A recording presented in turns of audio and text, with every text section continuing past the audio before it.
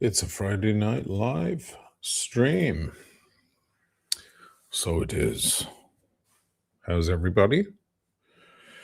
Guys, we need a drink. Jesus Christ.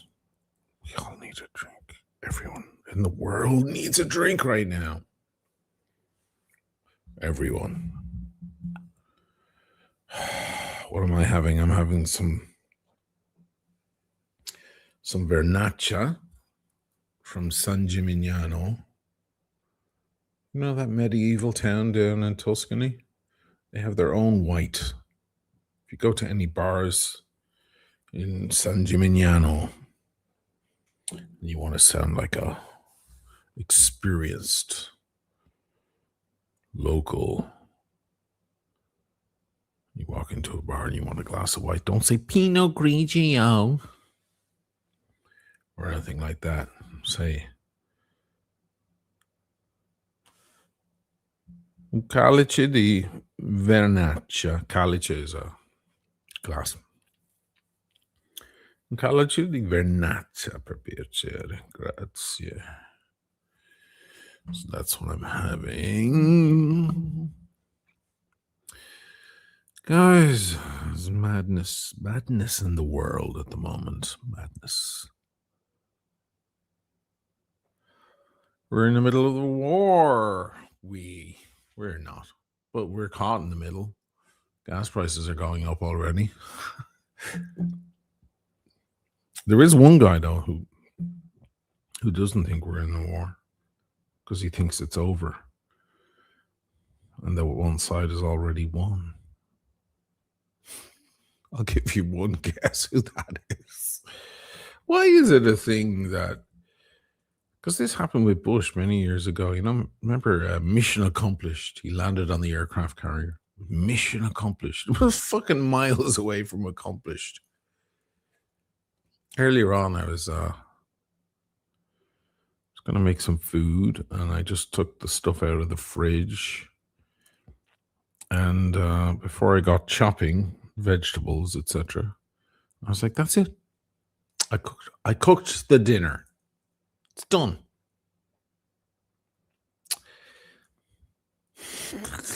Saying it doesn't make it true. But actually, the truth is saying it does make it true for a lot of people. Honey, did you hear? Trump says, we won the war already, honey. Did you hear that, honey?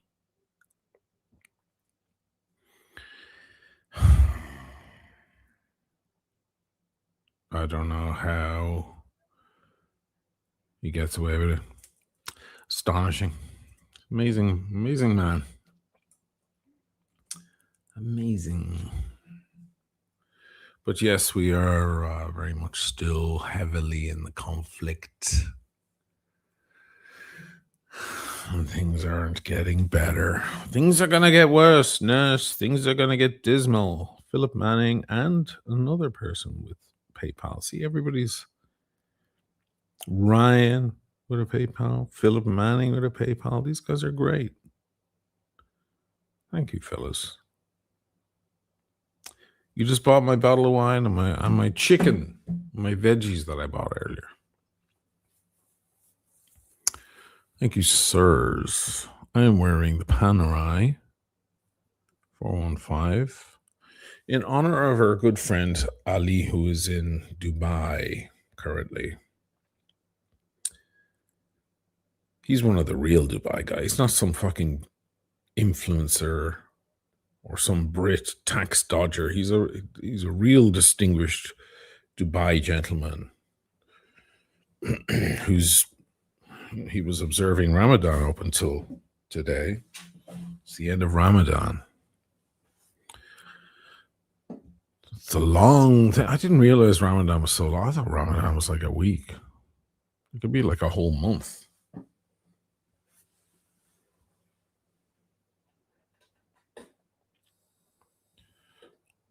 Sorry about that.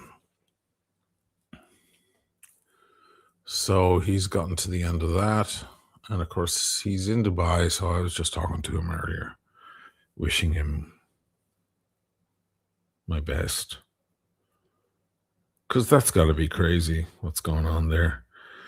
More than just the attacks, there's a lot of craziness happening. It was a British man, 60-year-old British man, arrested. Could be looking at 2 years in jail simply for videoing one of the attacks and posting it. I'm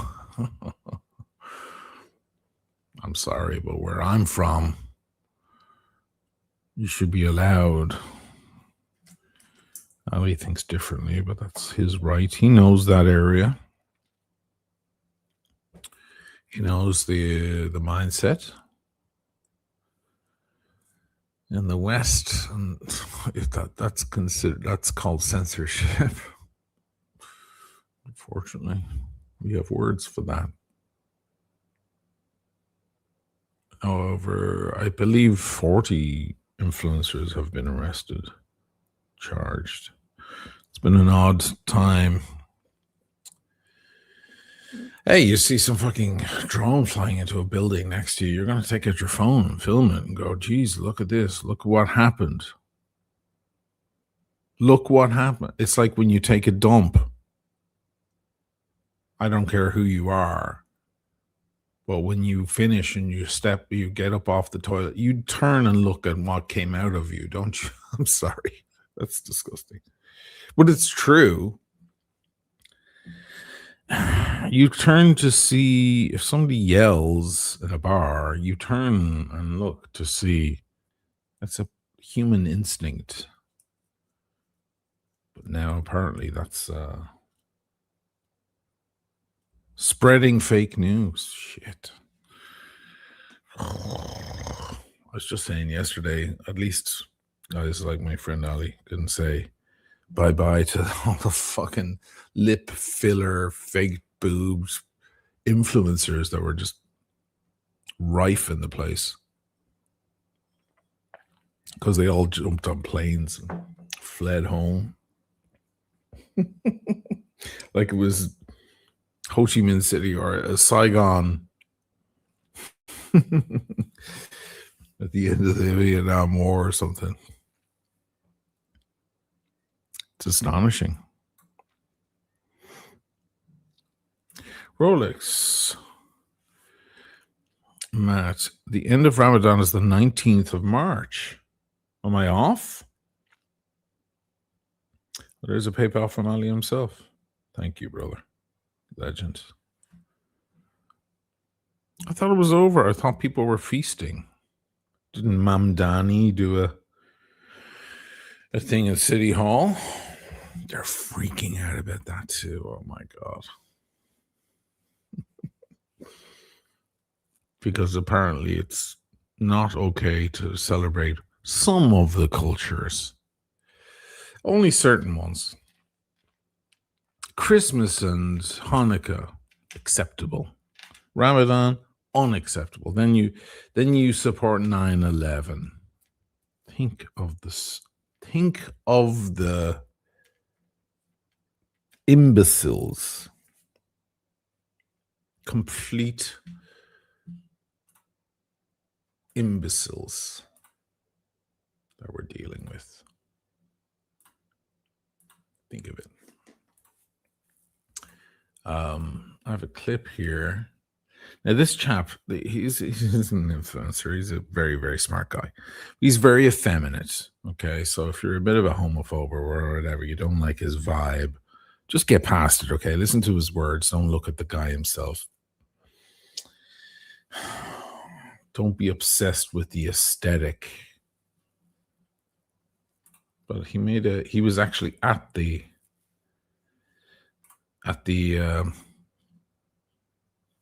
Mamdani little gathering there. He's Jewish. That should matter because most of the whining voices, the complainers, are Jewish, of course. What a shocker, my God. He's Jewish himself. So shut the fuck up. Here we go. Jewish, and I just celebrated my first Ramadan with Zoran Mamdani at New York City Hall. And why, you may be asking? Well, because I was invited, and it sounded fun. And it was. When you aren't paralyzed by your fear of other cultures, it can actually be really fun to experience them, which is a lesson I thought we all learned when we were 5, but apparently could use a little brushing up. Texas Congressman Brandon Gill, seen here celebrating his religion in a government building, called us stomach-churning and truly repulsive. Alabama Senator Tommy Tuberville, seen here celebrating his religion in a government building, wrote, "The enemy is inside," implying Zoran Mamdani is innately responsible for 9/11, something that happened when he was 9. So, as someone who was there, I feel compelled to tell you that we ate dates and chicken and rice. We talked about things we're feeling grateful for. And then we went home. No one tried to convert me. There were no secret plots to overthrow civilization. A lot of you have been propagandized, especially in the wake of 9/11, to hate Muslims and could really benefit from retaking kindergarten level empathy lessons because it's just getting kind of weird.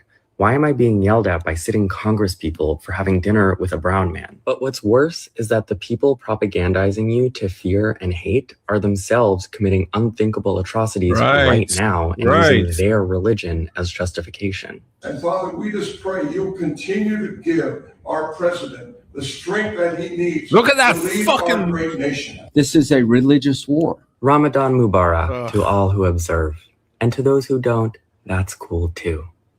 See how easy that was? I am. See how easy that was. Can you imagine being that fucking retarded?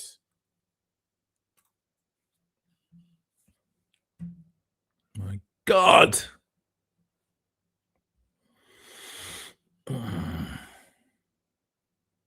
Swear to God. Yes, there are Muslims in the United States, lots of them in New York. And there are Christians and Jews and everything at that Ramadan dinner. They ate dates, they ate chicken and rice. They celebrated diversity together. But listen, the truth is, normal New Yorkers don't really have a problem with Mamdani. They voted him in, for crying out loud. There's one bunch that do. I'll give you one fucking guess.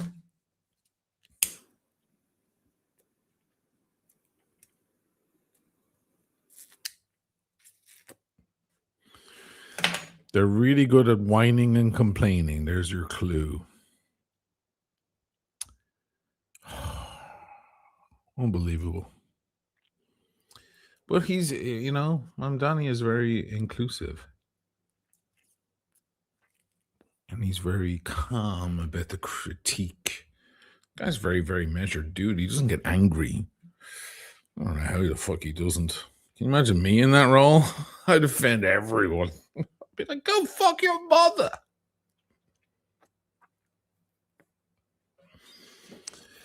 But, yeah. Interesting moments. Interesting time. Something going on with Instagram. What's happening with Instagram?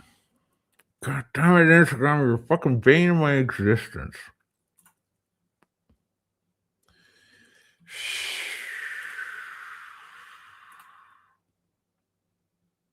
Killing me here. I mean, I got to set this up all over again. Great. While the audience waits. Are you even worth it? Are you even worth the pain and the headache?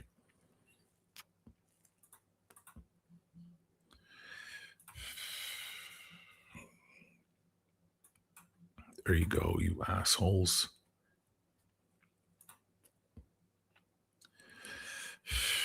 So who's in the room? Let's have a look at the chat. I'm straight in on ranting tonight. Fun. If you are joining me on Instagram, you should know that this is a stream going out across YouTube mostly. I'm a YouTuber. My audience are older lads, in most cases. They don't do the Instagrams and the TikToks and all of that. They're still catching up. So if it cuts off after a while, and you're riveted by my sensationalist conversation. Monologue, really. It's not a conversation. It's a fucking monologue. It's a rant in an echo chamber. Come over to YouTube, Oisin O'Malley channel.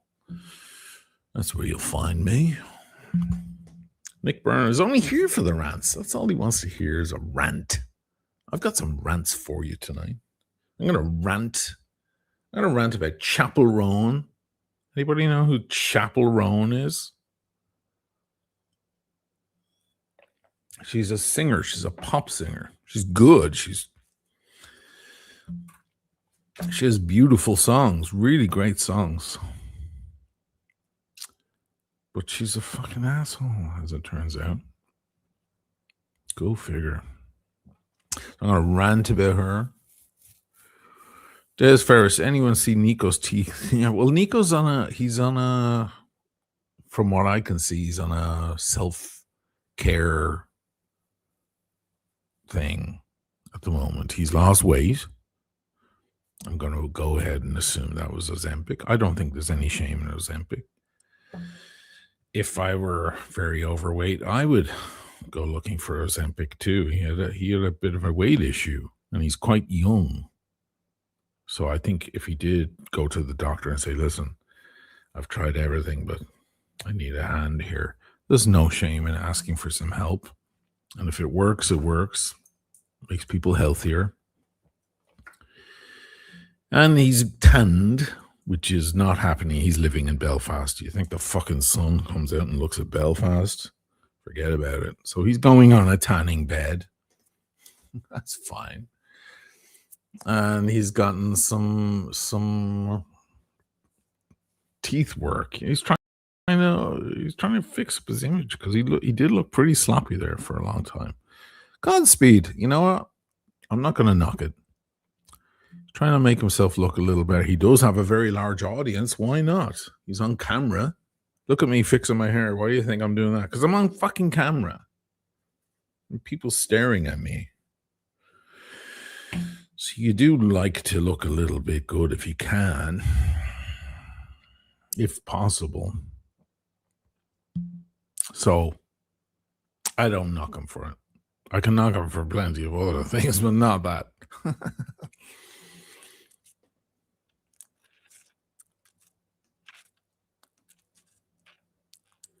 David Fitzsimon says that ranting burns calories. Well, then I should be fucking skinny as hell. Because all I do is rant, especially on a Friday night. Numbers are a bit low tonight. Oh, well. Maybe it's because I've been going live a lot lately. I don't know.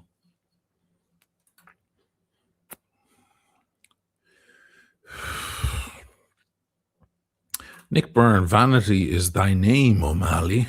Vanity? Think I'm vain? Probably am. As vain as the next guy. I think we're all a little vain. Nice panerai, says Michael. Isn't it nice? I'm wearing it because I love it, but also because my good friend Ali he's in Dubai, and his whole family are there, and Dubai is being attacked. Whether that's a good thing or not, or whether it's just or not, is a whole other conversation. But the raw, hard fact is I have a friend who lives there, a couple actually, who I wouldn't like to be harmed in any way. So.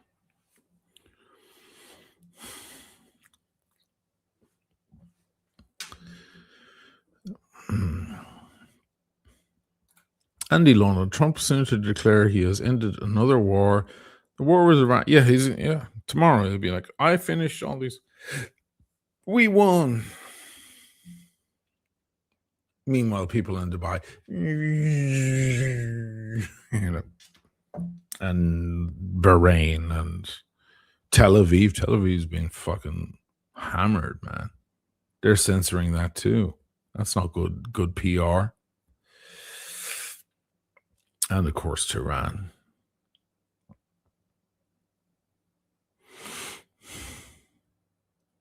Mr. VGG, for you, a Chateau Latour 2000. Ooh, that's a good bottle. I'm jealous. Chateau Latour, one of the 5 greats, the 1855 classification.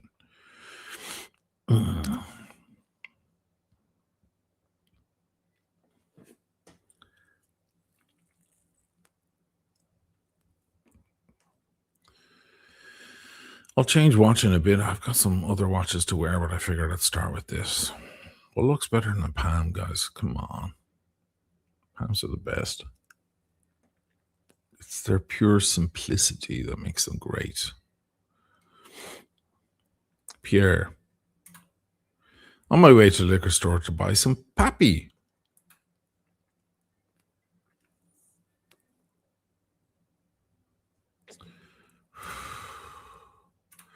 Got a super chat.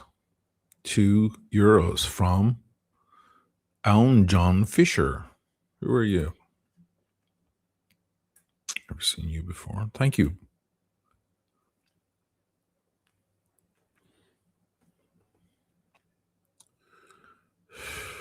Bob Sacamano. Trump sends in 5,000 troops into Hormuz. Yeah, he's going to have to do it by force. Yeah, they've shut it down. And they've laced the waters with mines. Yeah, it's going to be a power struggle there. He's already responsible for the deaths of those guys on that oil tanker that got blown up yesterday. He's like, yeah, go ahead. They're like, you sure? Yeah, it'll be fine. We won. Didn't you hear? And the fucking thing blows up. Classy. Class act.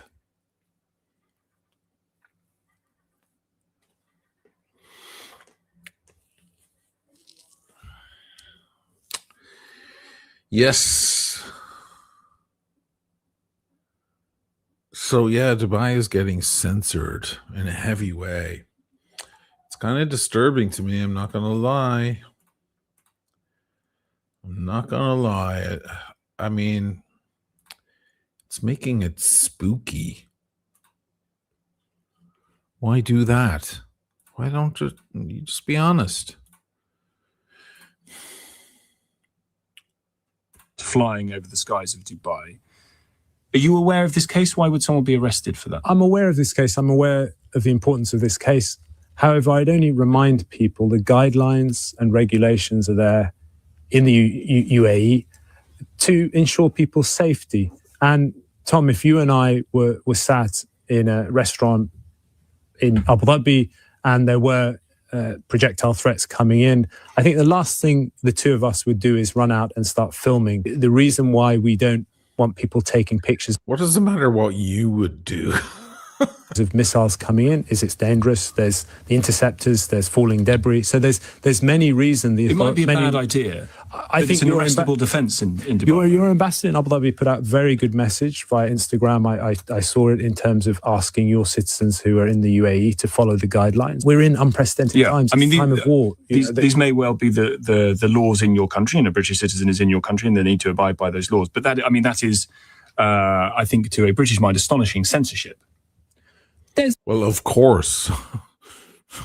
Jesus Christ. Why is this conversation? What on earth are we talking about? Yes, you should respect the local laws. Those laws might be heavily fascist, by the way.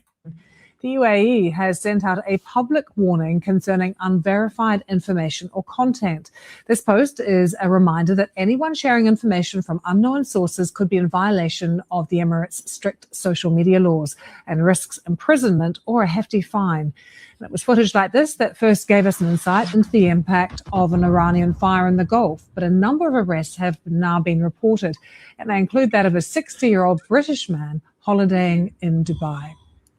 Let's speak now to Rada Sterling, Chief Founder and Chief Executive of Detained in Dubai, an organisation that provides legal assistance to individuals detained in the UAE. Rada. Okay.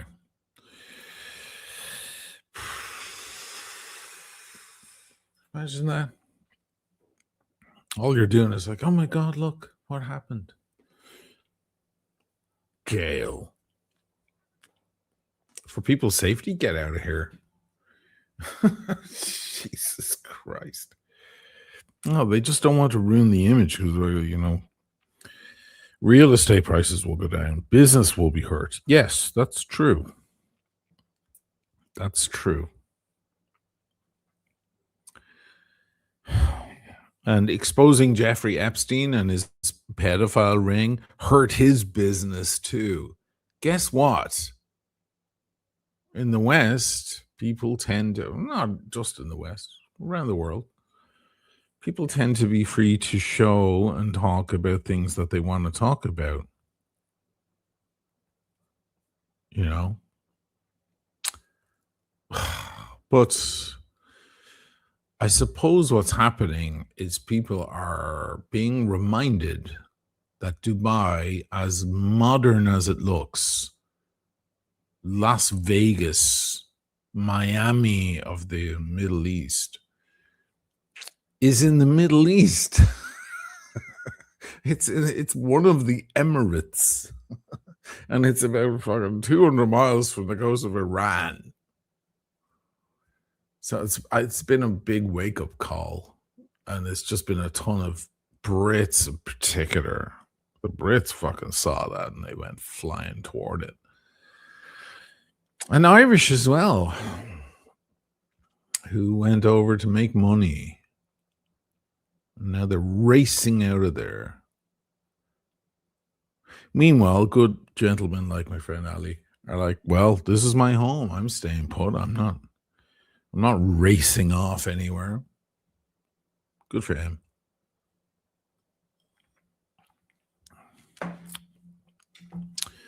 You got a shit less influencers and escorts now in the town.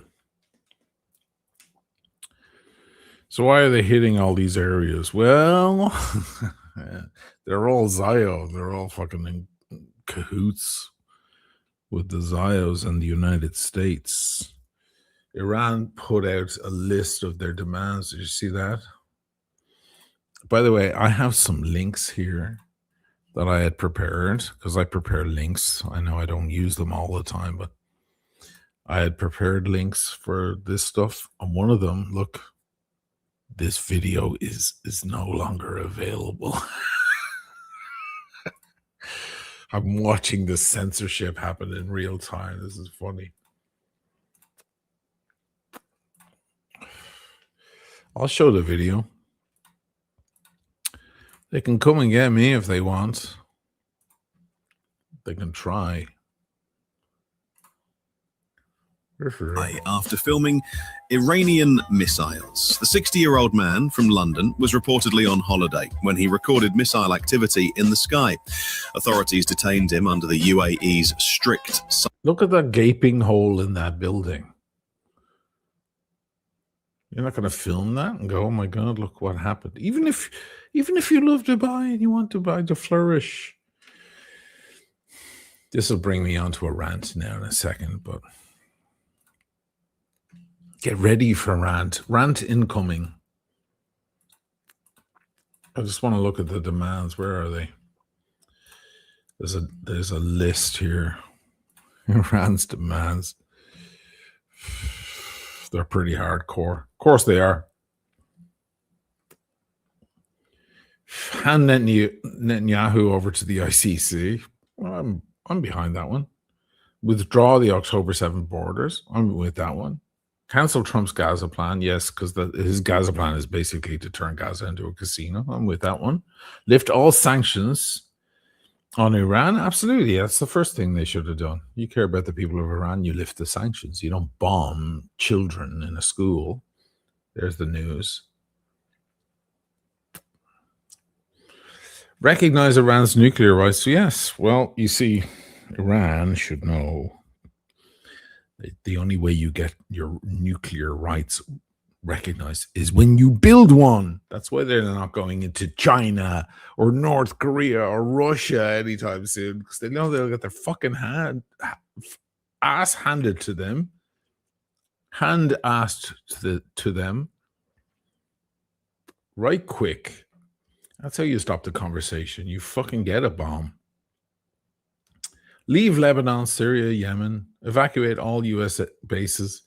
They're not going to get any of these demands, but it's fun to see the demands. It's hardcore.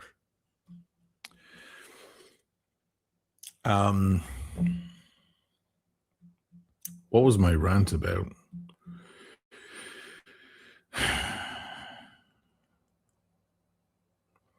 You know, it's interesting. I think that things in Dubai aren't as bad as people are making out them to be. But they're also not as good as other influencers are saying. There's a lot of influencers who are like, oh, everything's fine. Look, I'm walking along the marina having a latte. I'm like, I'm not buying that either, okay?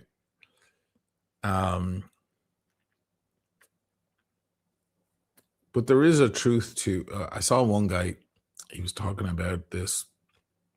He was like, listen, things aren't as crazy as maybe the media is trying to make out.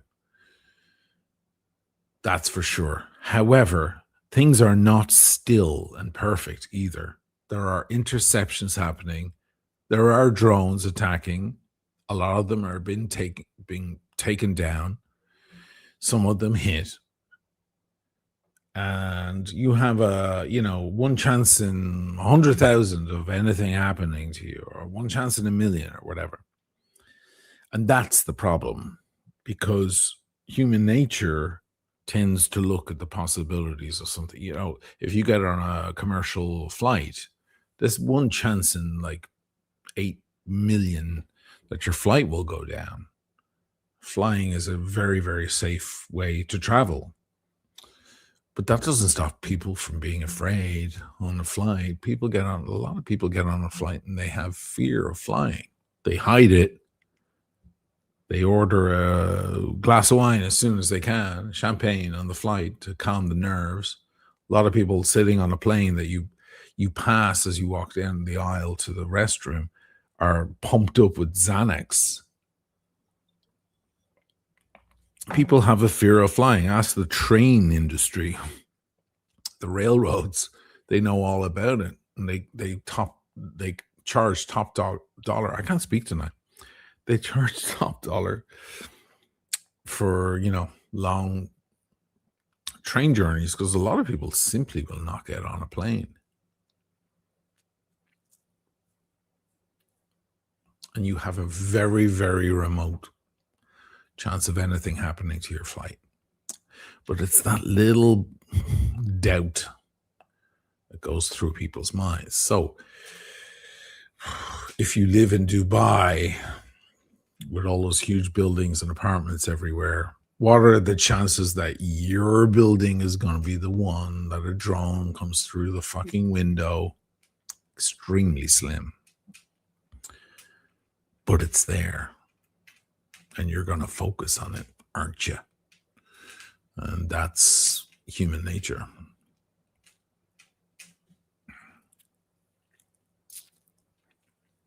David Fitzsimons, flying sober is for amateurs. Well, people who fly a lot, they fly sober. I like flying drunk because I love the whole experience. I like to go to airport bars. I like to, if I can, get a seat up front and accept the champagne and the caviar. I like all that stuff. It's all part of the experience. I always dress well. I never go to the airport in sweats and sandals. And I'm not one of those guys. I like to dress in the airport. Anybody else like me? I like dressing well for travel. I don't know why. I do it on trains here too. It's nice. It's not necessary. It's just nice.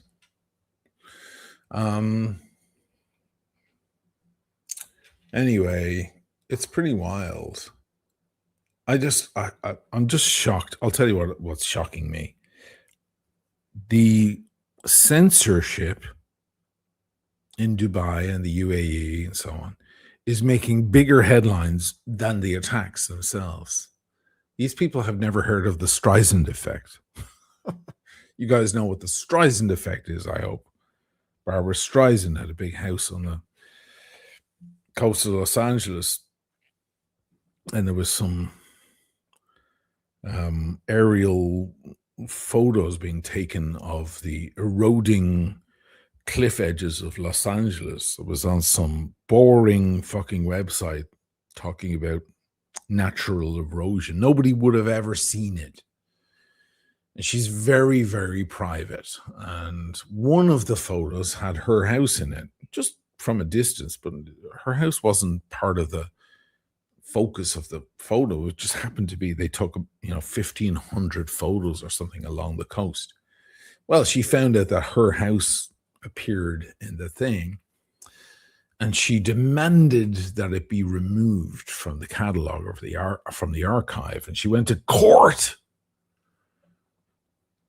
And she kicked up a load of fucking dust about it, and it made the news. And then all of a sudden, everybody knew about this photo. Nobody would have known. But she made a bigger deal out of it, trying to censor it. And from that moment, the terminology, the Streisand effect, was born. As in, there may be something bad, but you trying to censor it makes bigger news and draws everybody's attention to it. That's the Streisand effect. So these guys, they could be like, yeah, go ahead and post whatever you want, and we'll see the same footage. But instead now the headline isn't that Dubai is being hit by drones and so on. The headline is, look at what Dubai are doing to their own people. That's an even bigger headline. Jesus Christ, guys.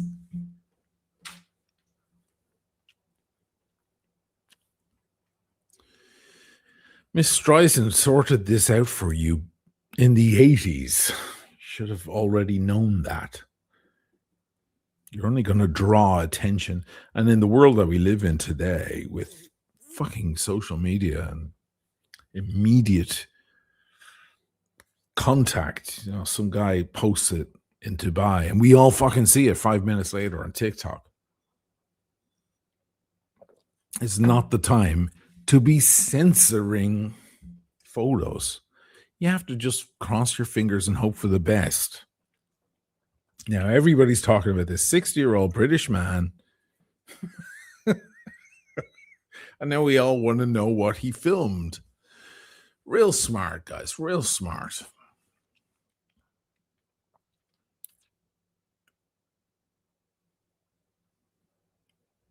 Good God.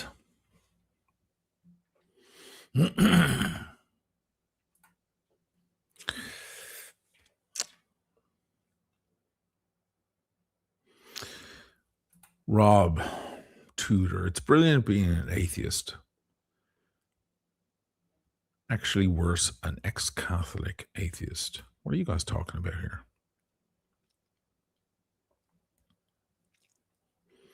JHP, well-dressed always. Yeah, in an airport, I like to be well-dressed.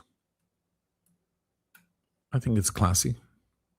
Especially if you have a business class or first class seat. But, I don't fly as much as some people. Some people are flying every single fucking day of the year. And they get so nauseated by it. I can understand.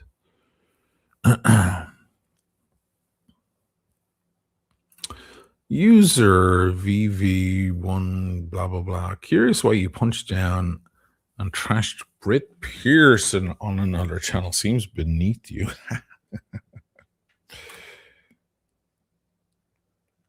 Seems beneath me to tell the truth. Does it? And by the way, it's not punching down at all. If anything, it's punching vertically. We have roughly the same size channels. I know Brit Pierce more than you guys do. I'm sorry, guys.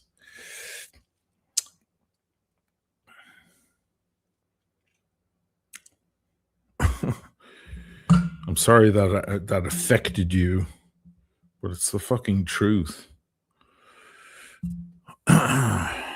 Woman is a witch. I found out the hard way.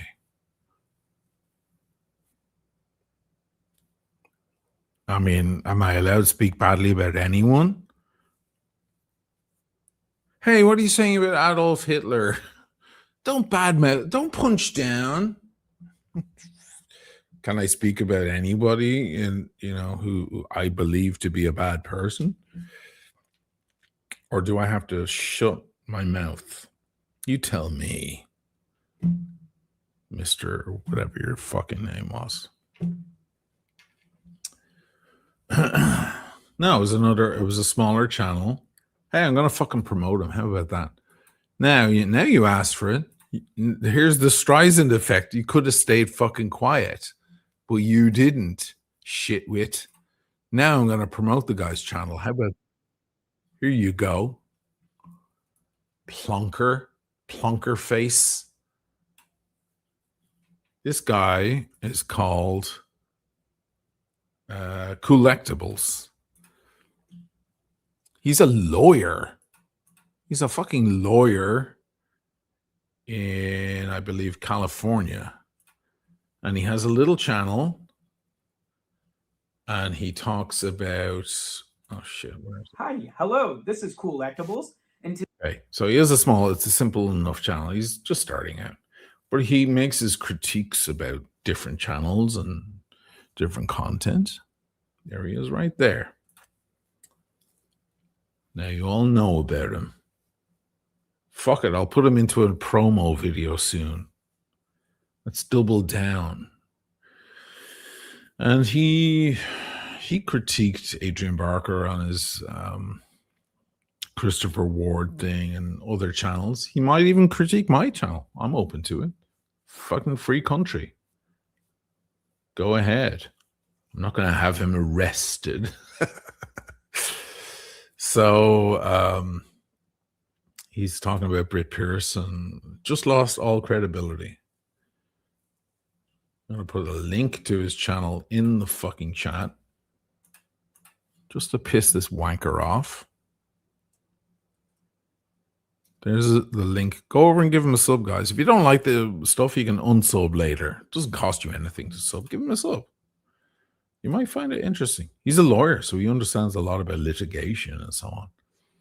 He seems like a nice guy, and he collects, what are those cards, those fucking Pokemon cards? Big money in that. Don't scoff at it, guys. People are making millions off Pokemon cards. Who knew?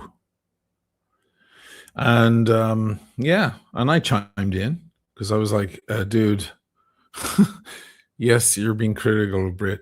Do you want to hear the real? You want to have the Epstein files on this bitch? Because I got them.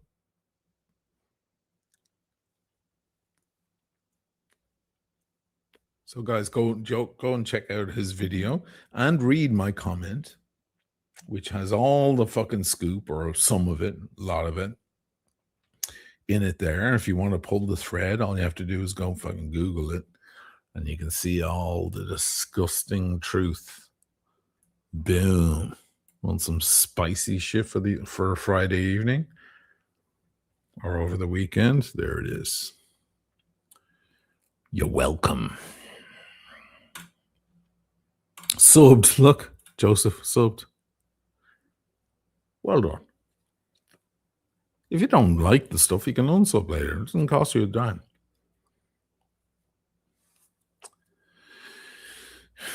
There you go. You happy now, Dick Wad? You know what? There's another Dick Wad I have to deal with as well. Who's this guy? I'm on the rampage tonight, guys. So I did a live yesterday. And we were talking about stuff that was going. This is my life from yesterday. I was sitting at a cafe.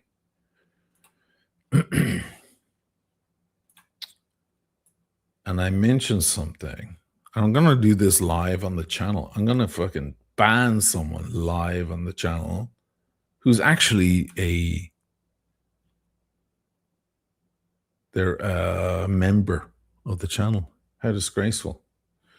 So I mentioned that school that got bombed in Tehran, which, by the way, means 100 million percent confirmed. It was a Tomahawk missile. There's only 3 countries in the world that can buy a Tomahawk missile. It's Australia, the UK, and the United States. Tomahawk missiles are very advanced missiles. If you've ever heard of, when they fly a fucking missile down a fucking air vent or in a window or whatever, that super accuracy, those are normally Tomahawk, often could be Tomahawk missiles. They're incredibly autonomous missiles. And they are extremely deadly, obviously. And quite often they have their own software. They have their own commands. Often an attack warship parked off, because most missiles that are developed for modern warfare are from sea to land. So you park your ship off the coast or your submarine, and they come out of the water, they come off the water and into the land. That's normally how they're designed. And Tomahawk missiles have their own administrative level. Often, if you're the skipper or the captain, the commander of a large warship, you don't even know where the Tomahawk that's taking off on your ship is going, because the people who programmed it are superior to you. You don't even know. You just know that you have to prepare the thing, and then it takes off, and it has a preset path. This is not the sort of thing that happens by accident. Those little schoolgirls, they were targeted, or at least the building was targeted very deliberately. And it wasn't one missile, it was 2. It was a double tap, not one after another, like a second apart. Many minutes, like 20 minutes, 30 minutes after. One thing they do is, because there can be a lot of petroleum that flies out of the missile, they send in another one to set that oil alight so people burn. It's one of the most disgusting things in recent history the United States have done to anyone. May God have mercy on your souls. But anyway, it's been a few days. Now, listen, last week I had John on. John, quote unquote, you know him. And, he did regurgitate some of this propaganda horseshit, but in his defense, it was very new information. I wish I caught it in time, because it's not my inclination to believe American/Israeli. It's basically the same thing. Propaganda nonsense, but he slipped it in, much to my regret, that they're already saying that was perhaps an Iranian missile that went astray. And I was just like, but in his defense, again, it was very new. There's a lot of information firing left and right. When I hear information like that, I have a tendency to not believe it, whereas he will have a tendency to believe it. We're never exactly on the same page, and that's what makes it interesting. We talk a lot, but it's been over a week, or it's been a week, and we know the information, and the information is out there, and the New York Times have already written about it. Despite all that, I mentioned this thing yesterday, in passing. And this guy, who is this fucking wank face? This guy, I can't even zoom in. I don't know how to zoom in on this fucking computer. Johnny Boy Scotland, who's a member of the channel, goes, read the school, like, you know, about the school.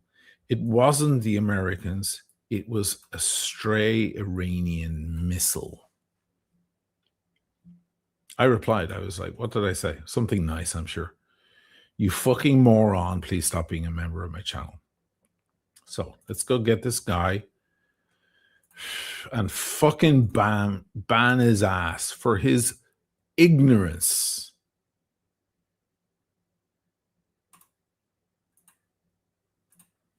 A week later, he's spreading that horseshit. I understand not everybody can keep abreast of the information constantly and follow the news constantly and read the headlines constantly and keep up to date. I get that. But if you're going to go on at someone's channel and correct someone, go, oh, by the way, no, it was an Iranian missile. You're not going to do your homework? You're not going to update your info? It was not a strayed Iranian missile at all. So now he's a member, so that means he pays the channel. Well, you know what, man? Email me and tell me how much money you've sent to my channel, and I'll fucking send it to you. I'll go to the bank and I'll get pennies. And I'll send it to you in a big bag of pennies.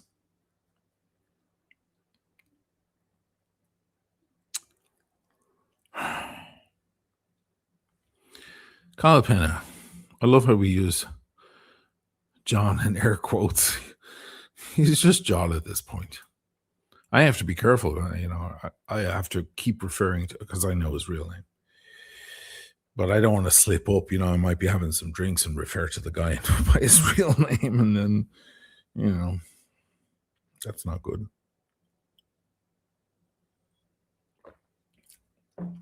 So I have to be careful.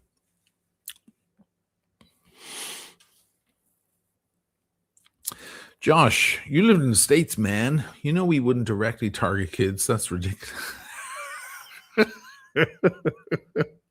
Ah, that's great. I love that. I love that. I love that. You nuked Japan twice.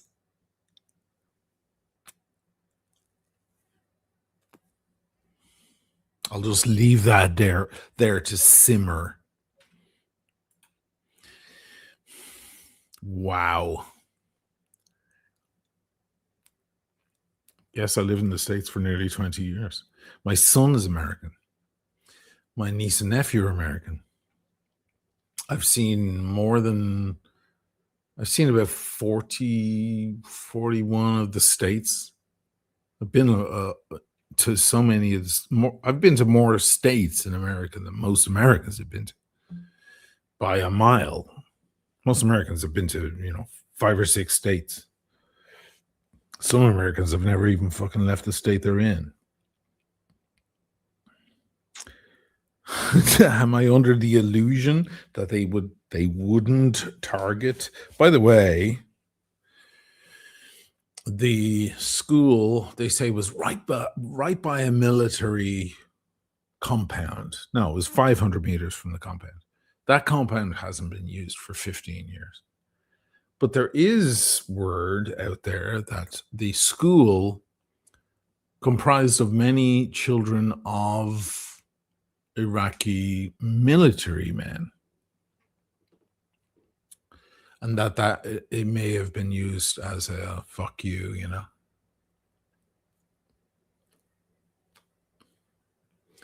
Do I think it's beneath the Americans? Absolutely not. I have 2 words for you. Hiroshima and Nagasaki. I'm sorry, but since then, there is no conversation about the morality of the. Are you joking? You think your people are moral? That's astonishing. Americans are good people. They're very nice people. I know so many Americans. I know more Americans than any other type of people. My best friends, so many ex-girlfriends, my family members. Certainly. But do I think it's beneath the American military to do a double tap on a fucking primary school? Absolutely not. You think I'm a fucking shitwit? If you have a problem digesting that, I suggest you unsub from my channel very quickly. Because I live in the real world, dude.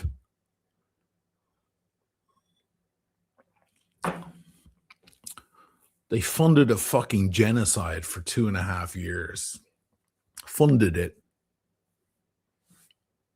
Both sides. Doesn't matter. Biden too. Kamala Harris. May she rot in hell. Doesn't matter. They didn't just stand back and watch that happen. They paid for it. Kids buried under rubble. There's a shot from Tehran where they're trying to pull a guy out of rubble. His head is sticking out. Did anybody see that? His head is sticking out of rubble. And the first responders are coming in trying to drag him out. And he's like, don't drag me out. My daughters are holding my hands.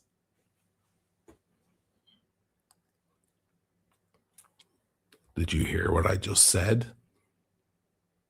Are you going, no, it's not real. La, la, la, la, la, la, la. We're good. We're the good guys. Sell it to someone else because I ain't buying.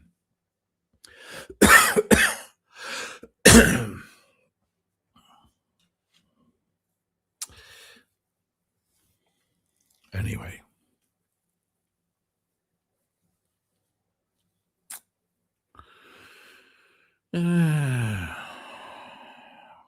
Andre, Iranians never had tomahawks. What a load of nonsense. No, they're not allowed.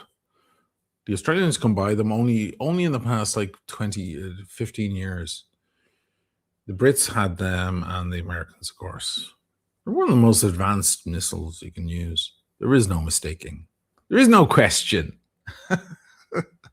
There's no question. If you need to take a chug of your beer and take a deep breath and take a look in the mirror to absorb that information, you go ahead. Take all the time you need. There is no question.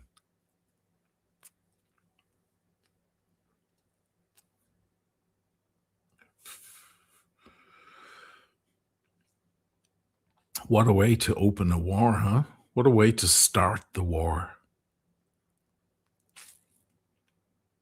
180 little girls with their school bags.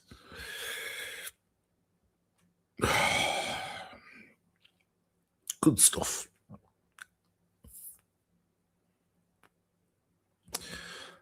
Anyway,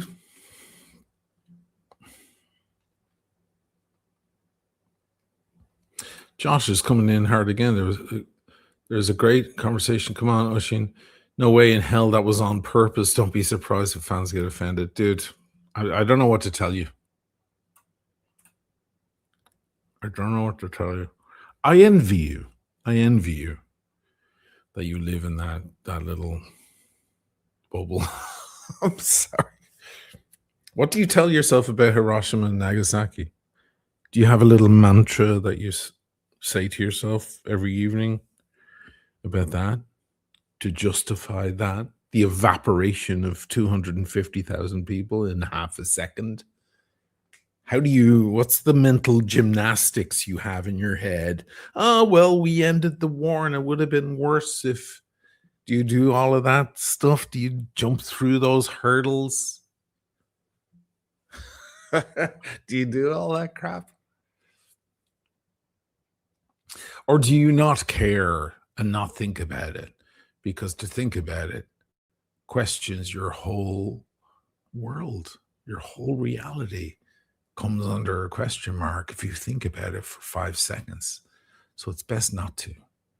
it's best to open another beer, throw another sausage on the barbecue, and listen to some, I don't know, Steely Dan, rock out, chill out.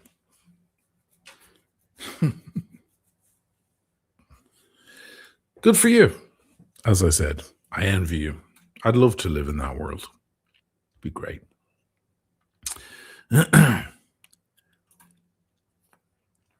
Random edits. US killed 3 million in Vietnam. Oh, it killed the number one killer of individuals around the world for 60 years. More.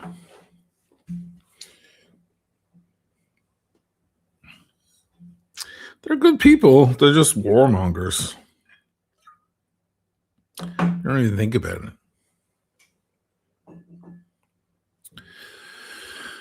Does that mean everyone else in the world is nice? No, I'm not saying that either.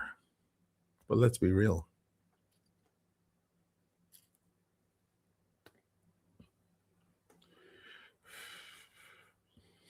I'll give you this. What was his name? Can't remember his fucking name. I forgot it already, deliberately. I'll give you this. There's a very good chance that it was a terrible accident. But a terrible accident like that happens because you don't care of the outcome. You understand what I'm saying? You don't double check or triple check where you're putting those Tomahawk missiles because it really doesn't matter. Well, what if it isn't a headquarters? Yeah.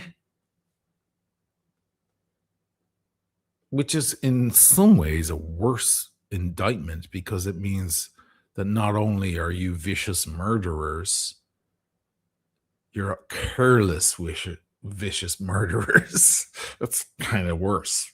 So you go ahead and pick which one if you want. I don't think you're coming out on the right side of history. You think the world thinks any fucking different? Think again. Oh boy.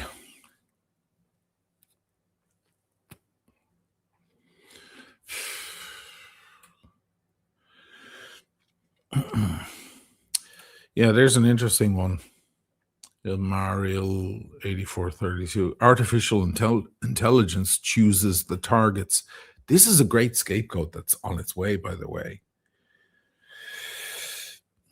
I even heard this from John. I forgive him for his sins. He's a great guy. So, and I like him. So, but yeah, I also heard that, it's going to be a great future where artificial intelligence makes the decisions, and then you can go, oh shit, Napalm Girl. Remember the famous photo from the Vietnam War? Oh, that happened, but you know what? It was the computer's fault. AI. It was AI. AI screwed up. It made a clerical error. What a beautiful scale. Even if it's true, it doesn't matter. The fact that you put AI in charge of a decision that costs lives means you're already guilty. You should be hung on the street in front of your peers, your family.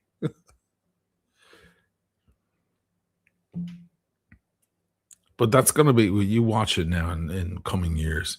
People are going to use that excuse.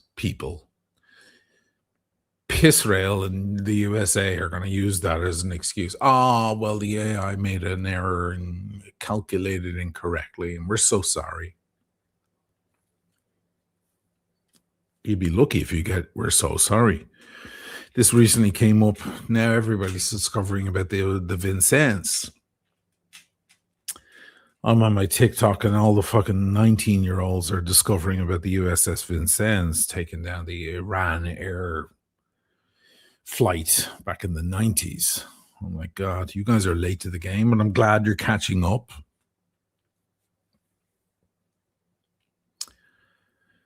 So back in the late 80s, there was a Pan Am flight that went down over Lockerbie, Scotland.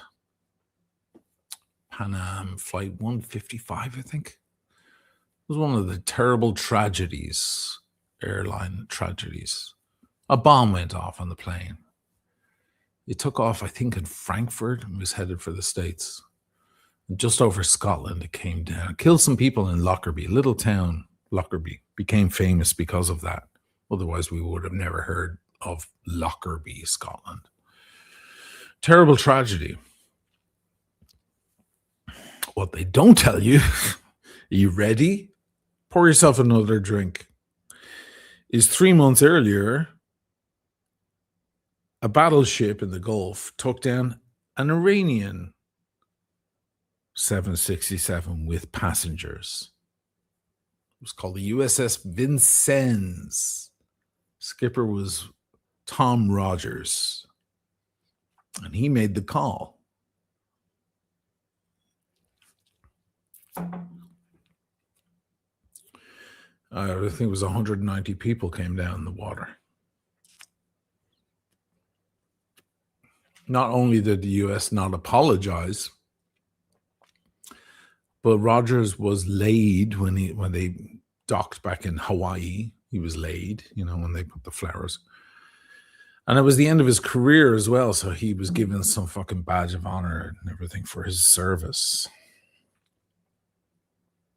Iranians went, okay, that's the way you want to do it?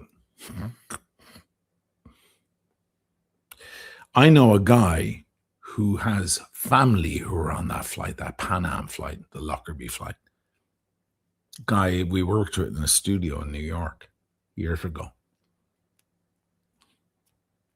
He was very sensitive about that conversation because, of course, it affected him personally. And I was like, don't you want to know that there was a reason? It doesn't excuse it. It's not nice. None of it's nice. But you think it just came out of nowhere, right? Because they hate America, because they're free, or whatever fucking horseshit. You think it was just a terrorist attack that came from nowhere. Well, it wasn't. And he didn't talk to me much after I gave him that information. But I'd like to think that that stewed in his mind ever since then. It's a funny thing. It's a funny thing when people come together and they attack you. They might have a reason. Listen, all resistance in the world, the IRA against the Brits, you think the IRA wanted to do it for fun? Hamas is the same. Various African groups over the years, over the past century. You think they do this shit for fun? When you see resistance, you see attacks like that happening, you better go find out what their motive is, because you might figure out something. When you see a dude, you see these video clips of some guy, some father in a courtroom who lunges himself at the defendant to attack him. What do you think? What's the first thing you think? You think, oh shit, is he the father? Did the guy rape his daughter? Probably did. And that's why the father is in the courtroom and he just can't help himself and he lunges himself at the attacker, going, "You motherfucker, I'm going to kill you. You kill my daughter, you rape my daughter," or whatever. You use your reasoning. Well, why can't you use that reasoning then on a larger scale?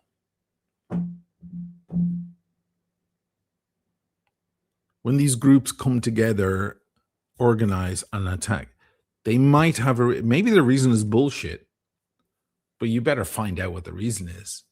So at least you can come to the conclusion whether it's bullshit or not. Because if you don't take the time and effort to figure out if there was a reason, then you're a piece of shit. I hate to break it to you.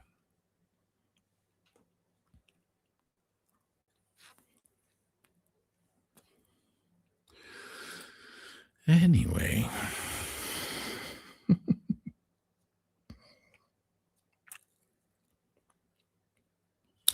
It was Pan Am 103. Thank you, Chris. I thought it was 155. Maybe it was Iran Air 155. Can you look that one up for me too?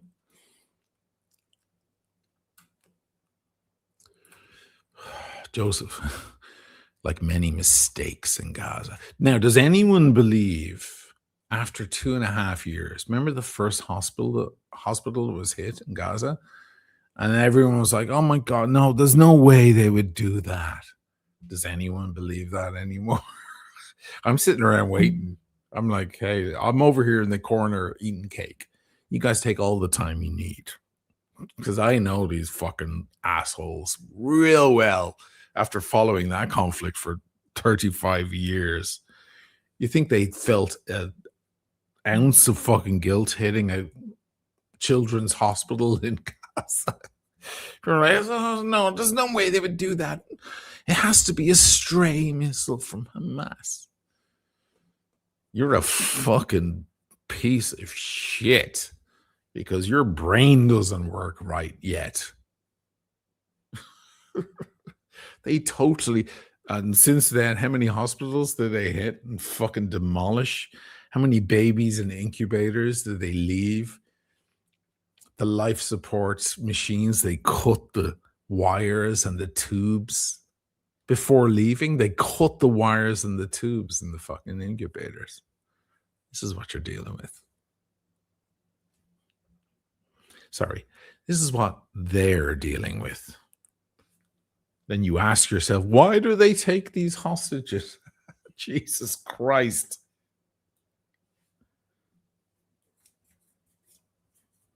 Jesus Christ.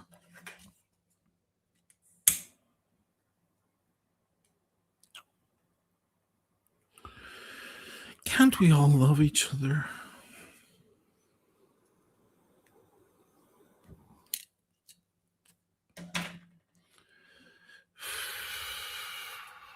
More people came in the room now that I'm ranting. 655, thank you. Jerry Pim, Iran flight 655. Yeah, it's all blurry. It's been years. I'm like Leonardo DiCaprio, his character in one battle after another. I've abused alcohol. My memory has been burnt out.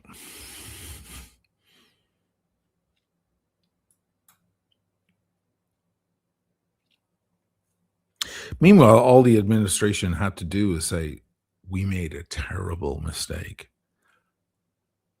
Tom Rogers is being court-martialed. He's retiring now as a disgraced commander, skipper. We apologize to the Iranian people for what we've done. It wouldn't have been, we wouldn't know what Lockerbie is. We wouldn't have heard of the town Lockerbie in Scotland. That's so fucking hard. Apparently it is. Way too hard.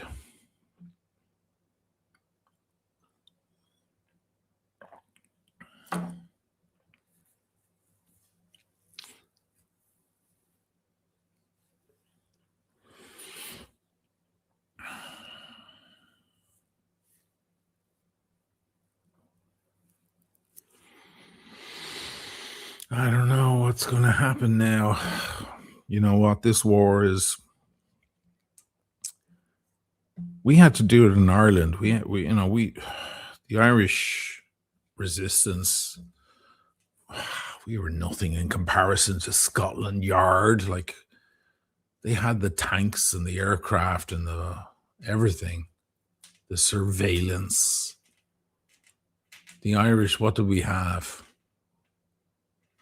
A few grenades and a few machine guns and so on, hidden under beds and bedrooms. And, we had to play dirty to fight the war. That's what we had to do. And the Iranians don't have the firepower. I mean, they're not going to win. They can't. Win. What's win? What does win mean? Is there any such thing as winning a war, like proper winning? Maybe World War II was the last war that was really won in the end when the Russians went into Berlin.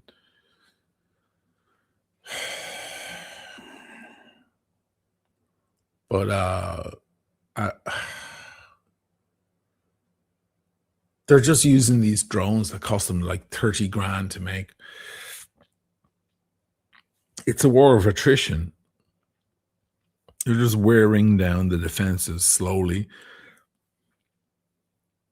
The surrounding regions are spending millions trying to defend from these cheap ass drones that honestly, they don't create a whole lot of damage unless they're put in the perfect place in the perfect moment. They just create a little bit of just enough uncomfortableness, discomfort is the word I'm looking for, to fuck shit up, All's fair in love and war, isn't that the old phrase? Doesn't really matter whether you play dirty or not. You do what you can. I'm sure if they had the F-22 Raptors and the F-35s, they would use them, but they don't have them.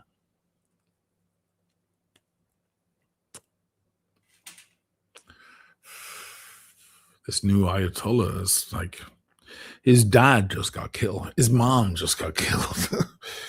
I don't know about you guys, but if someone killed my mom, I'd go fucking apeshit on you. You would not be safe anymore.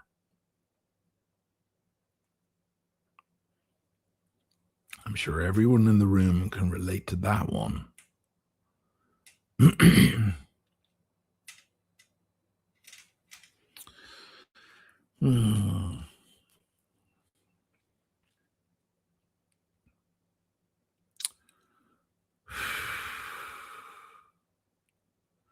Soup Dragon.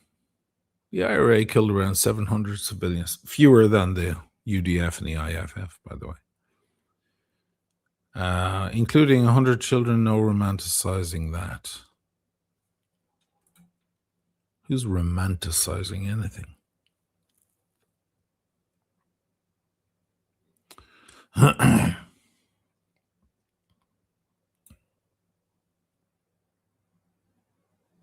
Frankfurt to Detroit, not Matt Lang.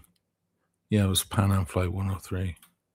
No, it was a terrible tragedy. I'm just saying, don't you want the full story? Or do you just want this part, this end bit of the story? That's all. That's my question. Personally, especially if I was my friend in New York who had family on that flight, I'd want the fucking full story. Thank you very fucking much. I'm having the whole menu, please. Starters, amuse-bouche, dessert, after dinner drinks, a cigar. I want the whole fucking thing, please. I don't want the edited version. That's so weird.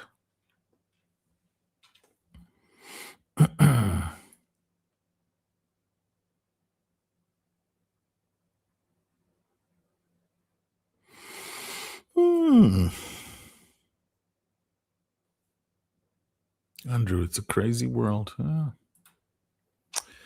Soup Dragon, I thought the Lockerbie was the Libyans. No, there was one of the guys was Libyan. But the attack was orchestrated by Iran. Don't you know that Iran orchestrate all sorts of terrorist cells around the world?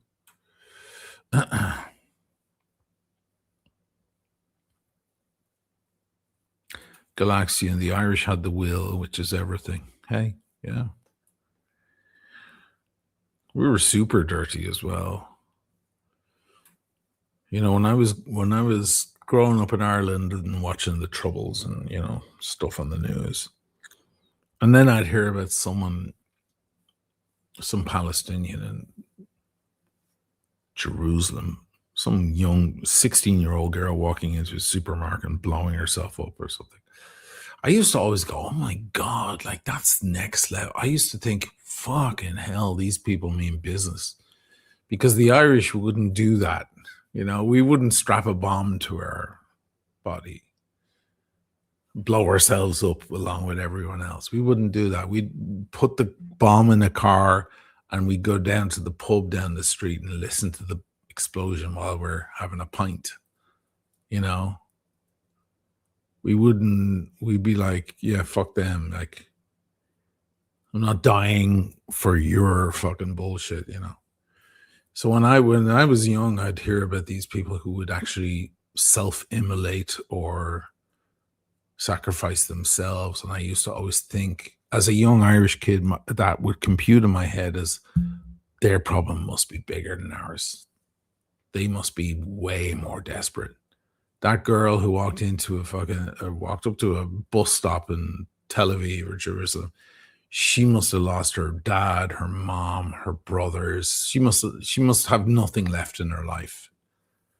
And at this point, she's like, fucking just take me. You know, it must be that bad. That's the way it would compute in my head. Of course, in the Western world, especially in America, it's like, oh, the 72 virgins. That's what they want. They want to go as martyrs, so they have virgins in the sky. Like, projecting much? You think they have a sexual perversion they're after? Wow. Oh, they're not doing it because there's or because their life has been ruined, or they've grown up under occupation and humiliation. No, they want 72 virgins. I love the smearing. The smearing is the sauce. How to smear the desperation of the people. That's the final piece in the jigsaw, isn't it? Let's smear their motives with something that relates to us, like sex. It's like on October 7th. Oh, the rape. It wasn't any rape. They don't fucking want to touch other people. That's part of their religion. They're devout religious people. They're gonna fucking go near you. They'll barely shake your hand, let alone fucking. Also, when you're in the middle of a crazy terrorist moment, it's hard to feel aroused. But it's projecting. It's the other side going, you know, that's what I would do. Every accusation is a confession.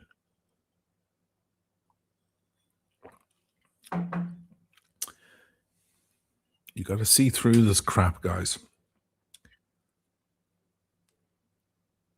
Doesn't mean you have to support any of it. Doesn't mean any of it's right.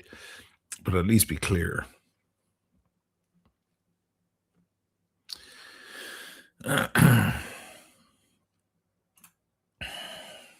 O Karma. This is so much more than a watch enthusiast channel. Go, brother. Hey, listen, I talk about all sorts of stuff. You know, it started with watches, and then it was watches in a space, in a historical space. And then it was the history of, and then it was pertaining to the culture. And then it was bringing you guys to different towns and putting things into perspective. I did a video on the gold Submariner that people love. And it's nothing to do with the fucking gold Submariner at all. It's not, I barely talk about the specs of the watch at all. It's about determination and fighting your way to the top. That's what the video is about. I never got any complaints. I never got anybody going, hey, is this I just wanted to hear about the lug width. I wanted to hear about, like, you know, what's the power reserve on that watch? People are watching and go, Jesus Christ, like, yeah, you want a gold watch and you grew up on the poorer side of Dublin in the 80s, 70s and 80s. pulling yourself out of abject poverty, you better fucking fight to get out of that. You want a gold watch on your fucking wrist and walk around? That's the result of a never-ending struggle. Never got any complaint. I never got anyone going, hey, put this as a watch channel. It's the same thing. It's about the world that we live in.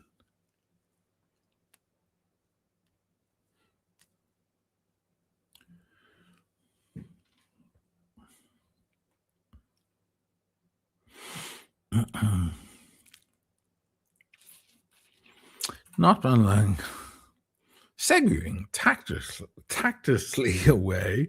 Do you ever demo your slap thing? I'll do it. I have a bass over there. I'm not doing it tonight.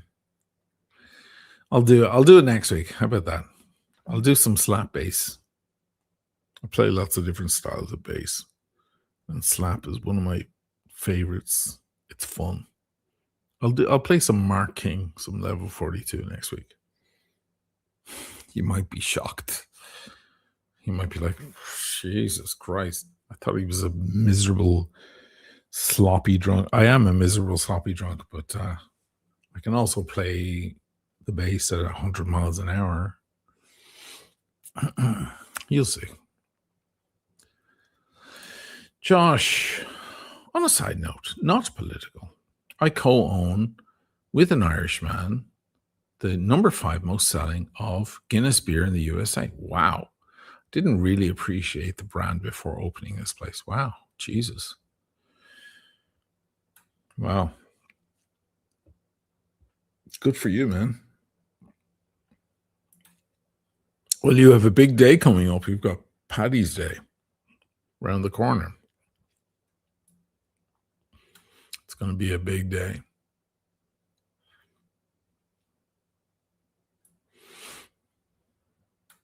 Aubrey, today is spicy. Yeah, I guess. Hey, listen, I've been watching the news and all this fucking shit. Like, it's getting wild.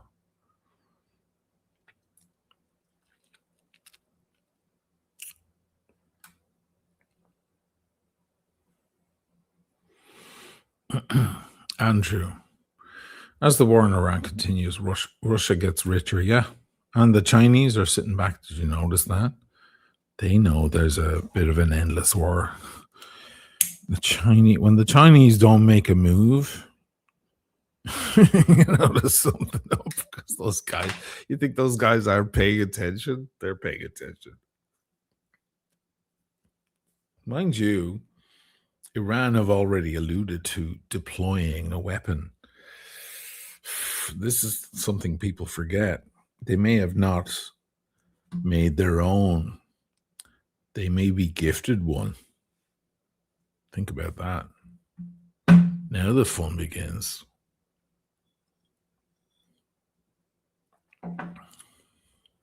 Once that fucking genie is out of its box, we're all screwed.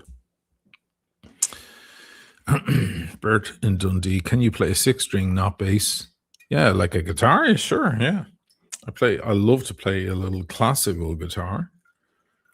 A little Rodrigo. I can play an electric guitar, not well.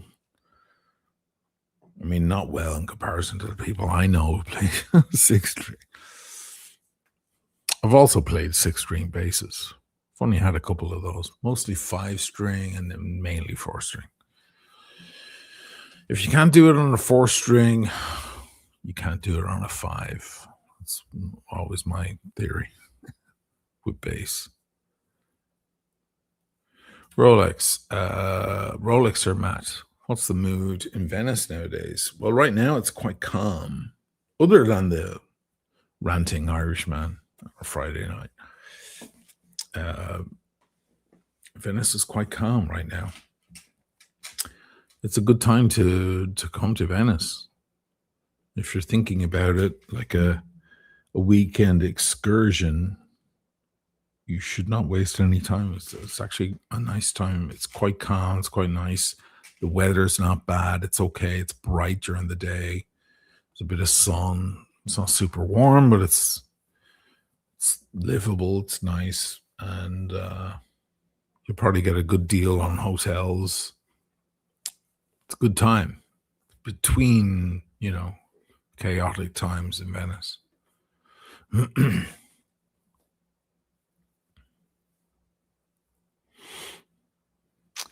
Evan, power rank your top big brands of Irish whiskey. So, Crested 10 from the Jameson Group. Crested, they call it Crested with an X. It's got a big X on the label. Crested 10. I like Bushmills, the older ones, the 16, the Black Bush, the 10-year-old. Redbreast, of course, one of the kings. Middleton. Is that, what was it? Top 6? Top 5? Is there another one? Green Spot.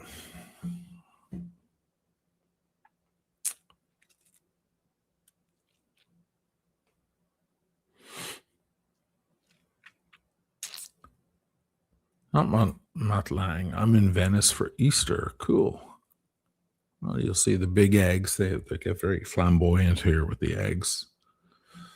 When I was a kid in Ireland, the Easter eggs were in this little cardboard box. Here they go all out. It looks like a bouquet of flowers or something. It's crazy. Not Matt Lang. Venice hotel was cheaper than Florence. Sure, Florence is a hot spot. It really is. More than Venice. Crazy. Crazy to me. I like Florence, but it ain't a fucking patch on Venice. I'm sorry. Not even close.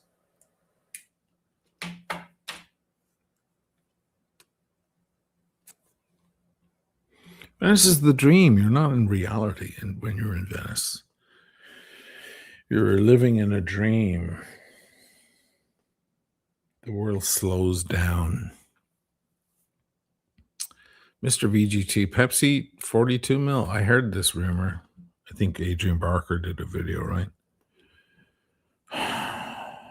I said it in my video about the Pepsi a couple of weeks ago, that it may be the case that the Pepsi is replaced with the Pepsi. It is discontinued and replaced with the Pepsi, but in 42.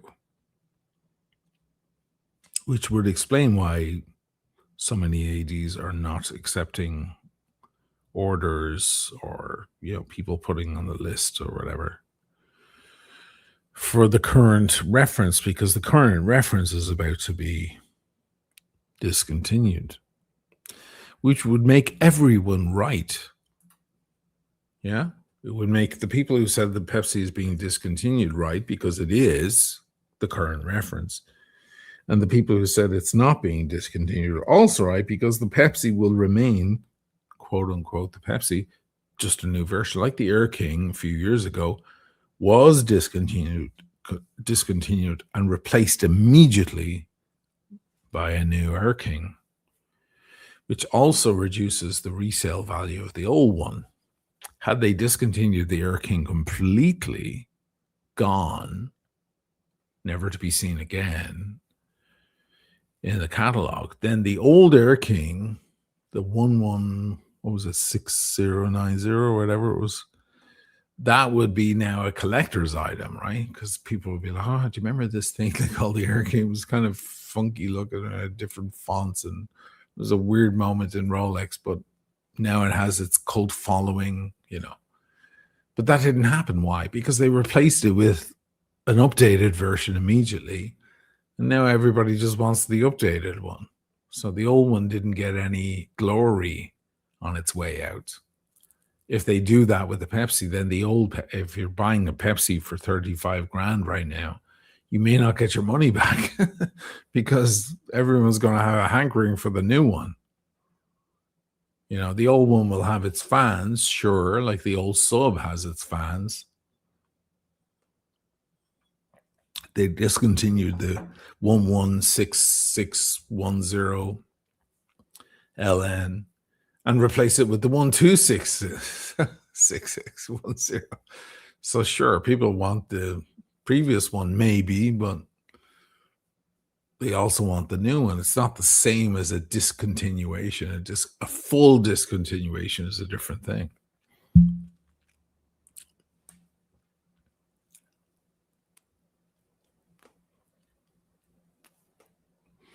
I wouldn't mind a 41 or 42 mil GMT. You know, I like a larger watch. Speaking of larger watches, let me put on something else. By the way, this thing, this is the 5512. I'll put this on. This is the 1968 5512.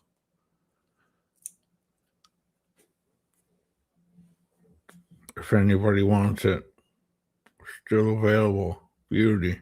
All original bracelet. 1968. Very rare. Very rare.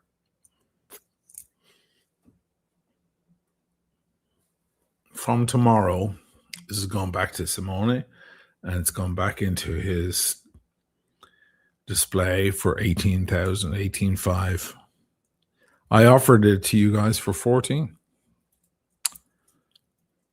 No one could pull their finger out of their ass. So it's going to go back for 18,500, which is what it's worth. That's what these go for. So you now have 24 hours or less, 12 hours to say, you know what, I'll take that for 14. It's a collector's item. 1968 with Rolex papers, service papers from 2007 from Rolex. All original. 5512, the greatest subs ever made.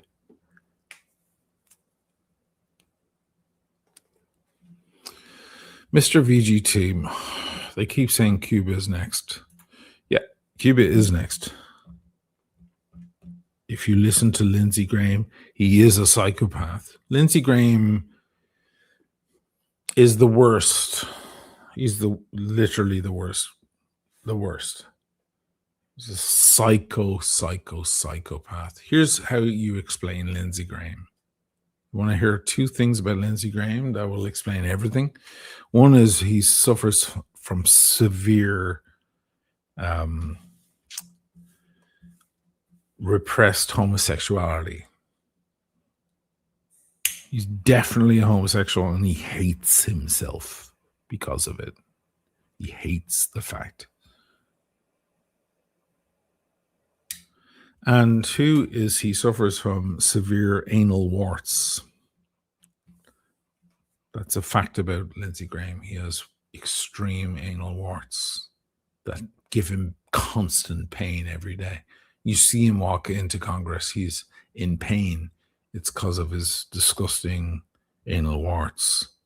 So even if he does pay a gay prostitute to be with him, they have to suffer that. That explains everything about Lindsey Graham. But yes, he's got a hankering for ease. He wants to, as he says, quote unquote, about Iran, we're going to blow the shit out of these people. And he gets joy. There's a giddy joy in his face saying those words about the Iranian people. And then he goes, Cuba's next. But the truth is, he's not wrong. Cuba is next. If you believe any of the horse shit about Cuba.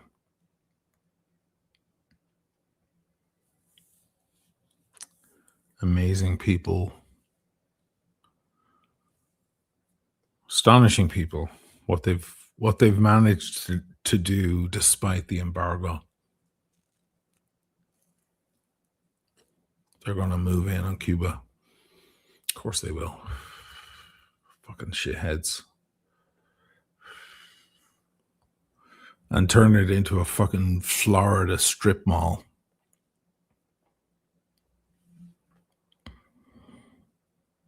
Yeah, Cuba is next.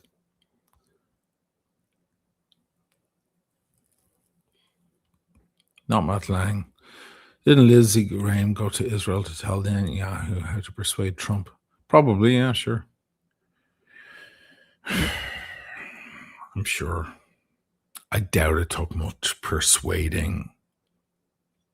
Trump doesn't want to be in this war. He's like, oh, fuck. I feel for the guy sometimes. I do. He's like, all I wanted to be was famous and popular. Now they're telling me to.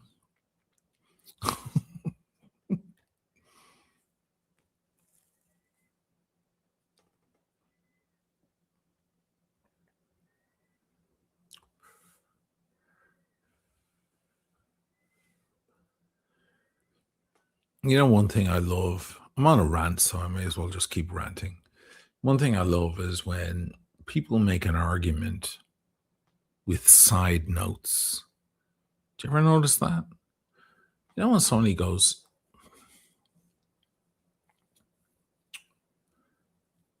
when you hear people say, yeah, well, in Gaza, they don't like gays, you know?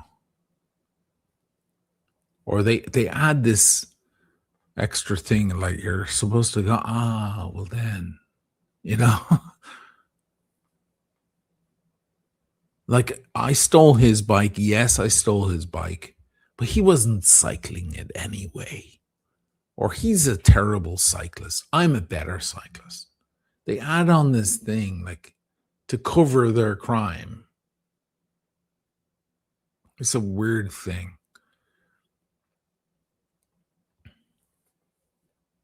It's been said, oh yeah, we did hit that school. All those girls died. But you know what? They would have lived with the burqa anyway. Oh. So you're supposed to go, well then. I hear that a lot about it isn't real. You know? But we're so smart and we develop great new microprocessors and we work on the cutting edge of medicine. That's true. Israel actually is an incredible output of astonishing technological advancements. There's no doubt. But it's used as so let us steal the land. It's used as it's like saying, it's like taking someone's home, kicking them out of their home or locking them in the bathroom. And you look around the home, it's a bit messy, you know, the dishes haven't been washed and there's no flowers in the window. And, you know, you fix it up and you make it look nice and you hang some nice art. And you go, look, it's so much nicer, this home, because we're here. Those people were messy before. They weren't as organized and as tasteful as we are. Doesn't this apartment look so much more beautiful now that we're here? Well, yeah, but does that make it okay that you fucking took it off them? You'll hear this argument a lot, especially from the Zios. We're supposed to allow them to annex and allow them to steal because they're superior. You'll hear it bleed through. Watch out for it. Let me know when you hear it. It comes through. Well, we're more advanced and we're forward thinking and we have the intellectuals and if it was left to those Palestinians, they'd still be in the dark ages. Oh, you're right. Yeah, okay. So yeah, okay, go ahead and kill them and annex them. Yeah, you're right.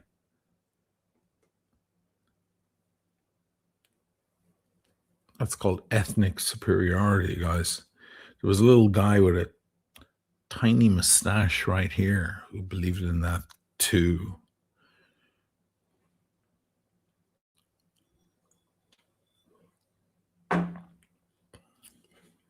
Mega rants tonight. Mega rants.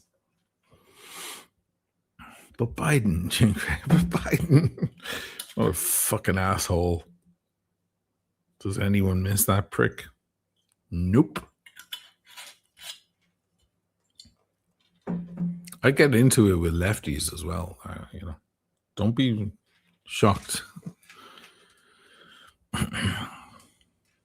Kamala Harris warned us this was going to happen. Oh, fuck her. She presided over the genocide. Didn't do a damn thing. Turns out that was a hugely damning thing for her campaign. Maybe the reason why she lost. And I fucking hope she chews on it for the rest of her life. Ray, who are the good guys in Star Wars? That's a great point, Ray. I'm glad you brought that to light. It's interesting that in Star Wars we side with the rebels, don't we? The Empire are, they have a reach across galaxies.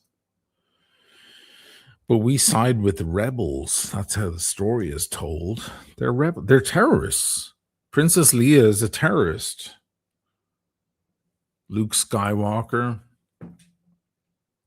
Han Solo he's a gangster. He's a mobster.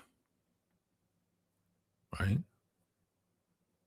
We don't have a problem with it when it comes to the movies. Turns out we do in real life. I don't. The Ewoks, says Andy Dufresne.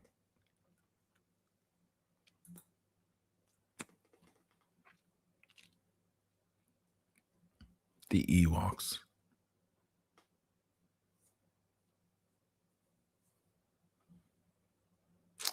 Mr. Bagas. Cavistan's in Dublin. I met an Irishman from Dublin the other day. His family is close to the owner. Small world. Nice. Cavistan's some bar. I don't know it.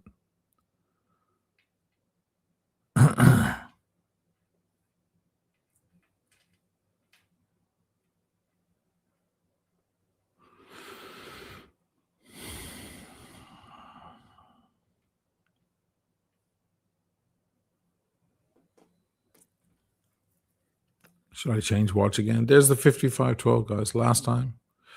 Last chance. I wish I could keep it myself. It's a beauty. One of the rare ones. Collector's item. I texted Simone earlier. I was like, listen, I'll give my audience one last chance. If not, I'm going to drop it back to you. He's like, yeah, bring it back. I want 18 for that thing. I was like, all right. That's what it's worth. What am I going to put on? I'll put on Breguet. What do you reckon? Little Breguet. The end of the evening. Be nice. This is the 7067. It's a beautiful thing. Rose gold. GMT.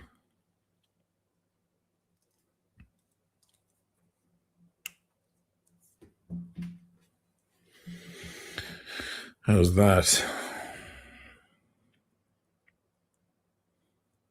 How's that for a work of art? That's a beautiful thing. That's a beautiful thing, but it ain't my thing. It's a Fugazi. Yeah, I know what a Fugazi is. You should give it to your wife. My wife? I ain't got a wife. You got a girlfriend? Yeah. Give it to her. What I'm saying is, give it to someone who doesn't know any better, because that's a Fugazi.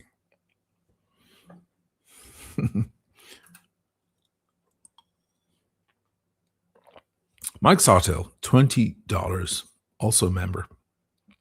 This administration is so stressful with no strategy. The good news is the country is now totally aware that 90% of our politicians get money from APAC. Yeah, 93%. There are 100 senators in the United States. 93 of them are on the APAC payroll. Picking up a Glashütte CQ panoramic to ease the pain. I like your strategy, Mike. I like that. It's a good move. Mr. Badgas, we love the underdog until they succeed. That's an interesting observation as well. That's for another night. Galaxian, Donnie Brasco, yes. Good movie. I got cancer of the prick. Cancer of the prick. Yeah, you didn't know about that? I'm in the medical books for that.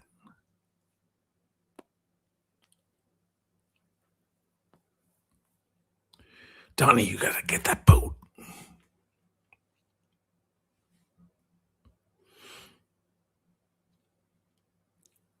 Pinch or punch, Galaxian. Yeah. Punch assault.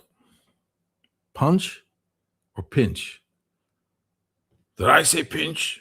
Punch. Pinch or punch? What's the name of his wife? Adele or Alette or something. What was her name? She's so subservient, servile to him and his whims. She's walking around in her leopard dress, whatever.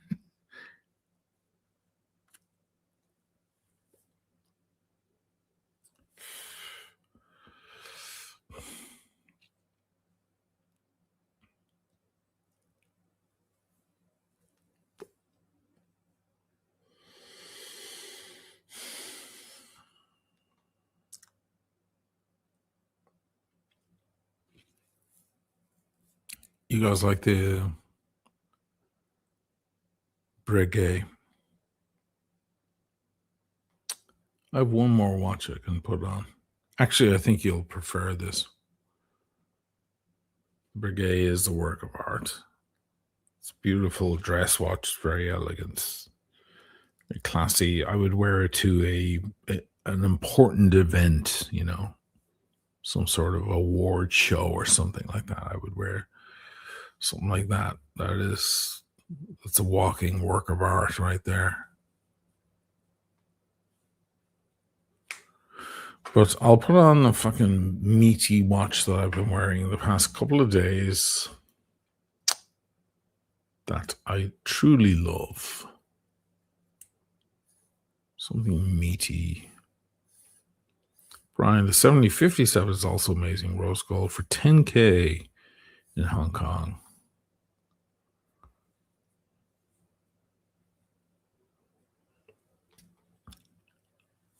You heard that thing on.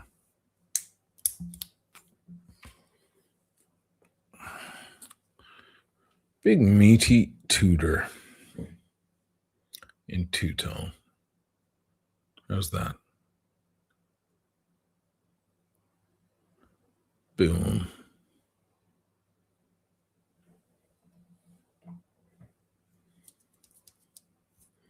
Look at that. It's a beautiful chrono. Big, meaty, muscular. It looks like a Rolex on steroids.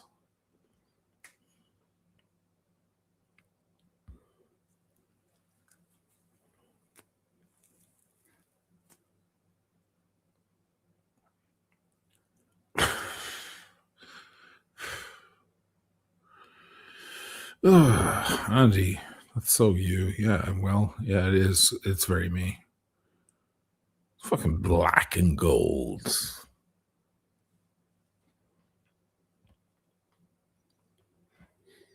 Great watches. Beefy. Yeah. Tudor on my wrist looks like Rolex does on most other guys' wrists. You know, you'd be like, what Rolex is that?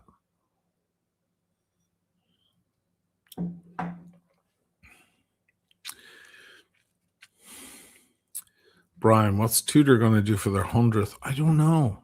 I have to make a predictions video. I better come up with some ideas next few days. I don't know what they're going to do. Maybe something in gold. I don't know.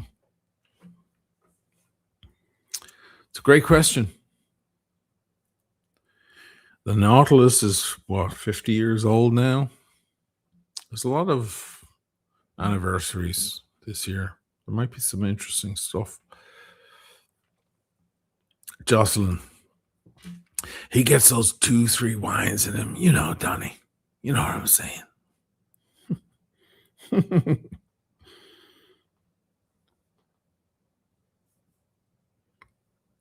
Lefty.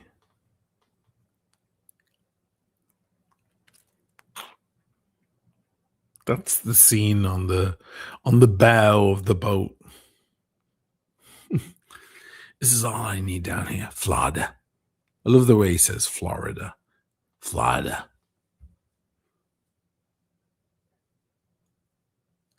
These motherfuckers had this whole place to themselves.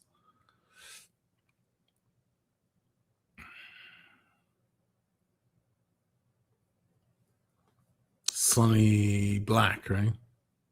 Sonny Black. In the end, the truth is that Sonny Black was the guy who was assassinated because of the Donnie Brasco scandal. It wasn't Lefty.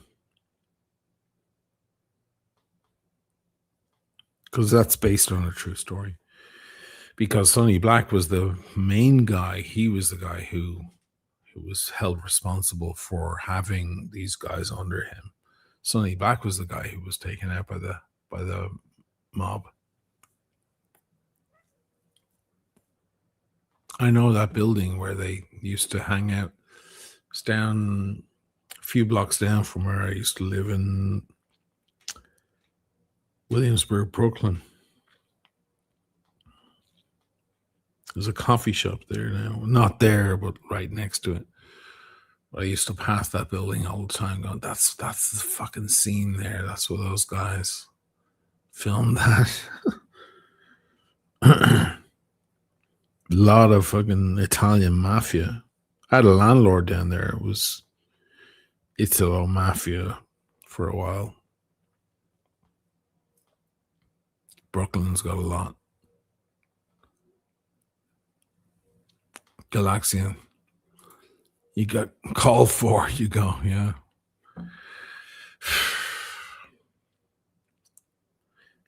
I got called for. You go in alive, you come out dead, and it's your best friend that does it. How many times have I been on the other side of that phone call? How many times? 26 times. Donnie, I got called for. It was a place, Cittadini di Nusco, I remember, in Long Island City, around the corner from where I lived for years.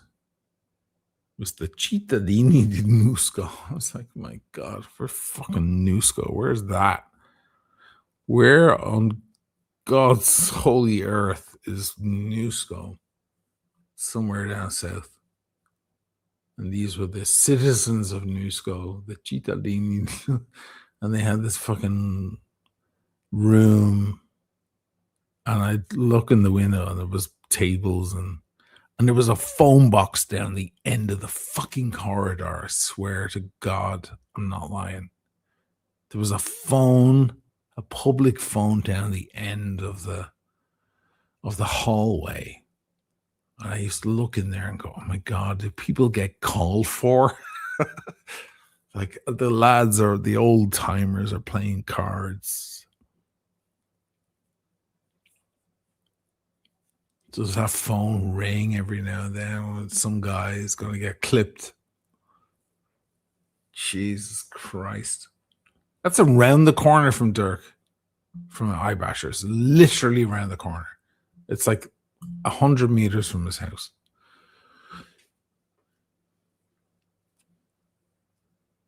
I'm going to ask him, actually. I'm going to go on with Dirk now. I'm going to ask him if that place is still there. Or if it's been turned into a fucking Starbucks or something.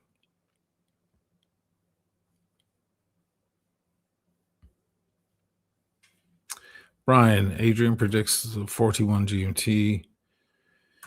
Yes, I think that might be a good prediction, but it would also make everyone right about the GMT, the Pepsi being discontinued, because it means that it's being replaced by the new Pepsi, right?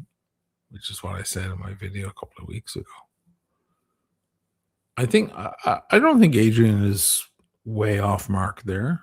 I mean, he fucks up sometimes. Like last year, he called it all bullshit. Do you remember all those leaked images? The Daytona with the Tiffany, in gold with the Tiffany dial. He was like, this is not real. In the end, it turned out to all be real. So, whatever. I don't think he's way off mark there. I think it stands to reason. They pushed the sub 5 years ago up to 41 mil. It stands to reason. Like they did it with the Explorer 2. Like they did it with the Yachtmaster. The Yachtmaster is still available in 40, but there's the 42 mil. They keep going up. It stands to reason they would move the GMT, the entire GMT line up to 41 or 42 mils. I think it stands to reason. But you never know what they're thinking. They don't think about business. They think about their legacy and their design and so on. That's what they do.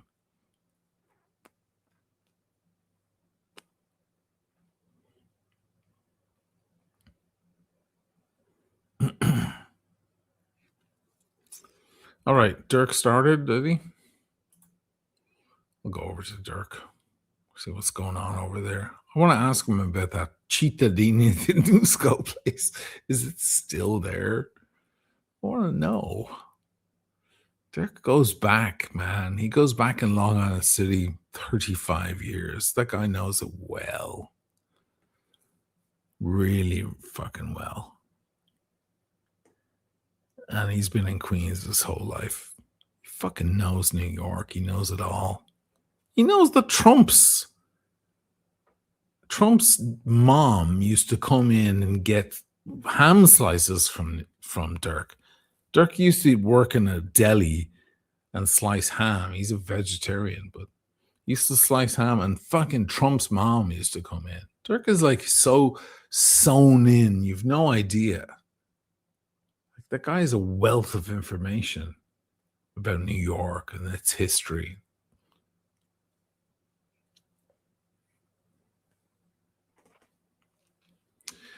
Let me put up the link in the chat so you guys can come over easily.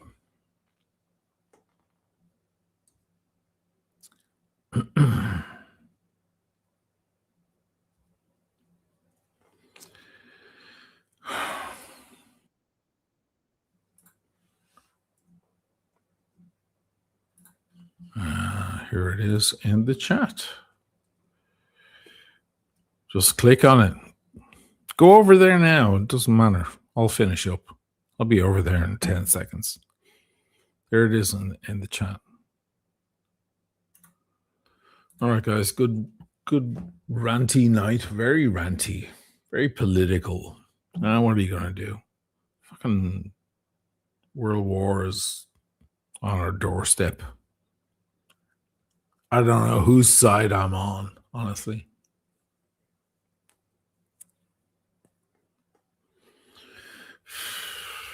And to the guy earlier who was like, oh, it's a stray Iranian missile. Dude. The grip. And to the other guy who was like, there's no way they deliberately targeted I think you need a reality check.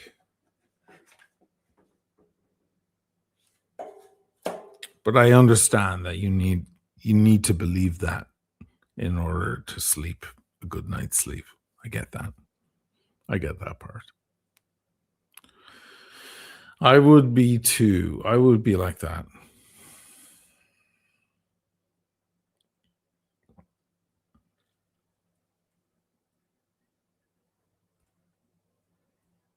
All right. Have a good night, guys. I'll see you over on Dirk's stream in 5 seconds. See you guys over there. George McGuire. See you there in a few seconds. Hey, Dirk is more upbeat, right? He might, if I depressed you tonight, I apologize. Dirk might pick up your spirits. He's good fun. He's good people. See you there.